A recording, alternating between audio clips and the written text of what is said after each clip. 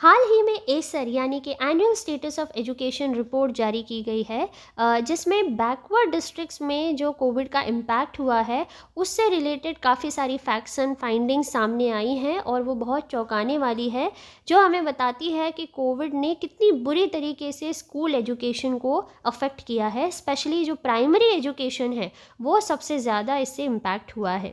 चलिए discussion start करते हैं। नमस्कार, मैं हूँ Ruchita and welcome to study stopper. देखो, एसर की जो ये रिपोर्ट है इनकी फ्लैगशिप रिपोर्ट है और प्रथम फाउंडेशन की मदद से इस सर्वे को कंडक्ट करवाया गया था। यहाँ पे छत्तीसगढ़ स्टेट में जो सर्वे किया गया था ये उसकी रिपोर्ट है। हर स्टेट में इस सर्वे को कंडक्ट किया जाता है और वैसे भी जैसा हमारा पूरा एक ओवरऑल एजुकेशन सिस्टम जो है वो यूनिफॉर्मली अफेक्ट हुआ है कोविड के कारण, तो बाकी स्टेट्स में भी कुछ अलग, ज़्यादा अलग पिक्चर नहीं होगी, राइट। अगर आप साउथ के और नॉर्थ ईस्ट के कुछ स्टेट्स को छोड़ देंगे तो बाकी जगह भी काफ़ी कुछ सिमिलर ही हालत रही होगी। तो देखो, मार्च 2020 से ही कोविड की जो एंट्री है वो भारत में हो गई थी और स्कूल्स को सडनली बंद करना पड़ा। फिर धीरे धीरे ऑफलाइन से ऑनलाइन टीचिंग पर ये जो पूरा सिस्टम है ये एक तरीके से शिफ्ट होने लगा। लेकिन अभी भी काफ़ी सारी प्रॉब्लम्स इसमें आती हैं, चाहे वो टीचर्स के एंड से हो या स्टूडेंट के एंड से हो, राइट, क्योंकि हम यूज टू नहीं हुए हैं इस सिस्टम से। तो आगे पहले हम आंकड़ों के ज़रिए देखते हैं कि कितना असर हुआ है इन चीज़ों का बच्चों के एजुकेशन पे, और फिर हम इसके थोड़े एनालिटिकल पार्ट पे जाएंगे। देखिए, असेसमेंट पैरामीटर्स क्या थे, तो फाउंडेशनल रीडिंग और उनकी अरिथमेटिक एबिलिटीज़ को चेक किया गया। जैसे सिंपल चीज़ें, लेटर्स को पहचानना, उनको लिंक करना, अपनी लोकल भाषा में उसको समझ पाना या समझा पाना और सिर्फ उसकी एक पहचान दिखाना, ठीक है। उसके साथ साथ अरिथमेटिक एबिलिटीज़ में क्या है कि भाई आप नॉर्मल सब्ट्रैक्शन कर पाओ, डिवीजन कर पाओ और डिजिट्स को पहचान पाओ, राइट। यहाँ पर भी वही a set of 4 simple link sentences, इनको उनके सामने रखा गया और उनको अपनी लोकल लैंग्वेज में इसे पहचानने के लिए बोला गया। तो इन आधार पर ये सर्वे को कंडक्ट करवाया गया है, ठीक है। सबसे पहले रीडिंग एबिलिटीज़ की क्या स्थिति रही वो देखते हैं। तो ऐसे बच्चे जो लेटर्स को भी रिकॉग्नाइज नहीं कर पा रहे, ठीक है, ABCD ये लेटर्स भी नहीं पहचान पा रहे, तो ऐसे बच्चों का जो प्रपोर्शन है वो डबल हो गया है 2018 के मुकाबले, ठीक है। ये 19.5 हुआ करता था और अब 2021 की बात करें तो ये हो गया है 37.6% हो गया, ये क्लास 2 के बच्चों के लिए। और ऐसे ही हर क्लास के बच्चों में इसकी वृद्धि हुई है, इंक्रीज हुए हैं ऐसे बच्चे जो सिर्फ लेटर्स भी नहीं पहचान पा रहे। एरिथमेटिक एबिलिटीज़ की अगर हम बात करें तो एक सिंगल डिजिट को भी ना पहचानने वाले बच्चों की वृद्धि हुई है, ठीक है। एक single digit number like 1 to 9 ये जो नंबर्स हैं उनको भी जो बच्चे नहीं पहचान पा रहे, उनकी जो प्रपोर्शन है वो इंक्रीज़ हुई है 2018 के मुकाबले। जो 11.4% हुआ करती थी अब हो गई है 24.3%, ठीक है। क्लास 1 से लेकर क्लास 5 तक प्राइमरी सेक्शन की हम बात कर रहे हैं, ओके। और सिर्फ 9% ऐसे स्टूडेंट्स थे क्लास 3 के जो सब्ट्रैक्ट वगैरह कर पा रहे थे, ठीक है। 2018 में ऐसे बच्चे 19.3% होते थे। देखिए, प्री पैंडेमिक सिचुएशन की अगर हम बात करें तो जो रीडिंग और न्यूमेरिकल कैपेबिलिटीज़ हैं बच्चों की वो डेकेड के सबसे लोएस्ट पॉइंट पे आ गई है, ठीक है। 2014 में जहाँ 70% गवर्नमेंट स्कूल्स के जो बच्चे हैं वो रीड कर पा रहे थे लेटर्स को, अब 2021 में ये परसेंटेज पहुँच गया है 57% पर। कैन यू इमेजिन, 57% पर ये आंकड़ा पहुँच गया है। देखिए, एरिथमेटिक की बात करें और ये इसमें गवर्नमेंट और प्राइवेट दोनों स्कूल्स के बच्चे हैं। क्लास 3 के बच्चों की बात करें तो 14.2% सब्ट्रैक्शन कर पा रहे थे 2014 में। अब ये परसेंटेज 2021 में आकर रह गया है ओनली 9%।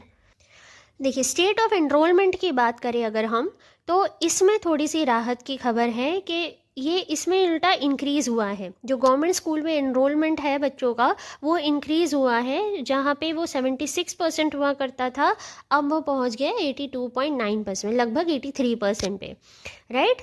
मोर इम्पॉर्टेंटली ये पैंडेमिक के दौरान गिरा नहीं है, मतलब बच्चों का नाम वापस नहीं लिया गया है, राइट, उल्टा और एनरोलमेंट हुई है स्कूल्स में। और इसके अलावा गर्ल्स के मामले में ये बात ज़्यादा सही बैठी है कि मतलब गर्ल्स के लिए ऐसा नहीं सोचा गया कि चलो स्कूल वगैरह बंद हो गए हैं तो आप तुम्हें स्कूल से निकाल देते हैं, ठीक है। तो ये एक अच्छी खबर है, हम कह सकते हैं। इस सर्वे के अलावा और भी एक स्टडी कैरी आउट की गई थी अजीम प्रेमजी यूनिवर्सिटी के द्वारा। तो उन्होंने अलग अलग स्टेट्स में सर्वे किया था, एक स्टडी की थी, तो उसमें हमने देखा कि 92% प्राइमरी स्कूल के जो बच्चे हैं उन्होंने कम से कम एक लैंग्वेज को सीखने की जो एबिलिटी है वो खो दी है। और इसके अलावा 82% ऐसे बच्चे हैं क्लास 2 से लेकर क्लास 6 तक के जिन्होंने एटलीस्ट वन मैथमेटिकल एबिलिटी खो दी है इस पूरे पैंडमिक के पीरियड में। कितना बड़ा लॉस है, राइट। देखिए, इंडिया के लिए हमेशा ये कहा गया है कि आप अपनी जीडीपी का 6% एजुकेशन पे खर्च करिए, राइट। 1968 से ही जितनी भी नेशनल एजुकेशन पॉलिसी आई है और अभी जो लेटेस्ट आई थी सब में ये रिकमेंडेशन की गई थी, लेकिन इतने साल हो गए हैं एक भी सरकार ने इस पर गौर ही नहीं किया है, इम्प्लीमेंट करना तो दूर की बात है, राइट। वो खर्च करती है कितना, ओनली 3.1% ऑफ इट्स जीडीपी, जो 2019-20 के इकोनॉमिक सर्वे के हिसाब से है, ठीक है। चाइना की अगर हम बात करें तो वो खर्च करता है more than 4% of its GDP on education, right. सबसे ज़्यादा कोई देश अगर स्पेंड करता है तो वो है नॉर्वे, वो अराउंड 6.6% अपनी जीडीपी का एजुकेशन में खर्च करते हैं। और आप देखेंगे हर अच्छे इंडेक्स में वो हमेशा टॉप करते हैं, राइट। अब रघुराम राजन जो हैं उन्होंने पिछले साल अपने एक इंटरव्यू में इस मुद्दे पर काफ़ी अच्छी बातें कही थी, उन्होंने काफ़ी कंसर्न दिखाया था और उनके कुछ पॉइंट्स हैं जो हमारे लिए यूज़फुल हो सकते हैं। चलिए उनको देख लेते हैं। देखिए, रघुराम राजन यहाँ पे इस जनरेशन को लॉस्ट जनरेशन नाम देते हैं, ठीक है। अगर ज़्यादा समय तक स्कूल बंद रहेंगे तो ये जो पूरी जनरेशन है ये लॉस्ट जनरेशन हो जाएगी, क्योंकि ये अपने आप ही इतने साल पीछे चली गई है और इनको अब कोप अप करना मुश्किल हो जाएगा।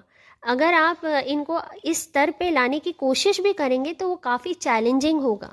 आप देखिए, जो बच्चे 2 साल पहले फर्स्ट स्टैंडर्ड में थे वो लेटर्स नहीं पहचान पा रहे, नंबर्स नहीं पहचान पा रहे, जब वो 3rd 4th स्टैंडर्ड में जाएंगे तो वो कैसे चीज़ों को और आगे समझ पाएंगे। आपको उन्हें उस लेवल पे लाने के लिए बहुत मुश्किल होने वाली है। तो इसके लिए ज़रूरी है कि स्कूल्स को किसी ना किसी तरीके से चालू रखा जाए, राइट। वो भी ऐसे नहीं, ऑनलाइन लर्निंग भी आप उसको ऑप्शन नहीं ले सकते क्योंकि ये सुविधा सबके पास उपलब्ध नहीं है। यहाँ पर वो यही कह रहे हैं कि इतने साल, जो 1-2 साल में जो क्वालिटी ऑफ लेसन्स उनको मिले हैं वो किस तरीके की होंगी, ठीक है। ऑनलाइन लेक्चर्स किस तरीके से बच्चे अटेंड करते हैं ये हम सब जानते हैं, है ना। बस फ़ोन ऑन रहता है, जूम कॉल को मिनिमाइज़ कर दिया जाता है और अपना गेम खेल रहे होते हैं या कुछ और देख रहे होते हैं, राइट। और जो शिक्षक भी है, जो टीचर भी है, उनके लिए भी ये बहुत चैलेंजिंग है क्योंकि सडनली वो एक न्यू सिस्टम में आ गए हैं, तो इसमें उनको यूज़ टू होने के लिए भी काफ़ी टाइम लगेगा। और प्रॉब्लम इतनी ही नहीं है कि they are not keeping up, right, वो साथ साथ नहीं चल पा रहे। प्रॉब्लम ये नहीं है, प्रॉब्लम ये भी है कि दे आर फॉरगेटिंग, वो भूल जा रहे हैं सब कुछ जो उन्होंने सीखा भी होगा, राइट, क्योंकि उतनी प्रैक्टिस नहीं हो पा रही, एग्ज़ाम्स उतने सीरियसली कंडक्ट नहीं हो पा रहे, ठीक है। और अगर आपके पास इतने सारे बच्चे हैं जो आउट ऑफ स्कूल रहे हैं 1.5-2 साल के लिए, तो आप सोचिए वो 3 साल पीछे अपने आप ही चले गए हैं। ऐसे में क्या होगा कि ये जनरेशन जो है ये पूरी आउट ऑफ सिंक हो जाएगी।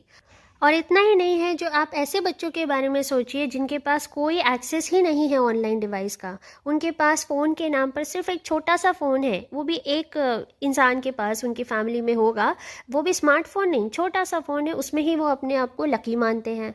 अब आप सोचिए ऐसे बच्चों का एजुकेशन कैसे चलेगा।